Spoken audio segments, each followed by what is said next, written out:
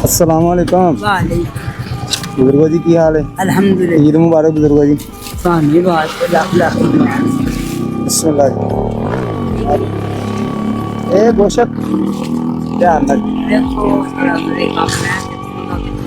हाँ जी इतने मोड़ लगी हुए ना हाँ जी हाँ जी, सरकार आप पे अमर प्लाट बस दे लो फिर असी आ ही गए। देख लो ना कमाल है ना। ये अल्लाह पाक की तरफों ही। चल अल्लाह दे बाद। अस्सलाम वालेकुम, ईद मुबारक भाईजान।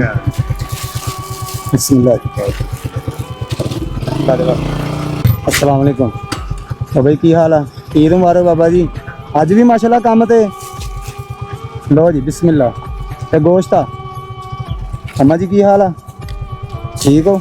ईद मुबारक अम्मा जी। आ फड़ो दे ते गोश्त आ अल्लाह पाक की तरफा। अस्सलाम वालेकुम खान भाई, ईद मुबारक। ये लें बिस्मिल्लाह। हाँ। क्या हाल है? ठीक हो? ईद मुबारक।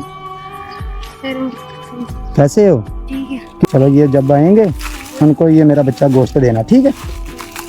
ये लो बिस्मिल्लाह करो। वो इधर आओ बेटा, ये लो ये लो।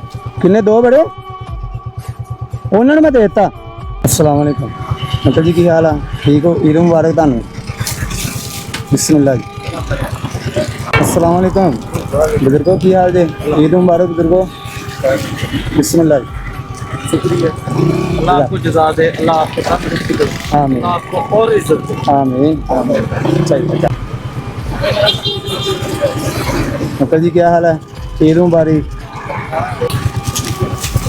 ਇਹ ਤੁਹਾਡੇ ਵਾਸਤੇ ਹੈ ਤੇ ਗੋਸ਼ਤ ਹੈ।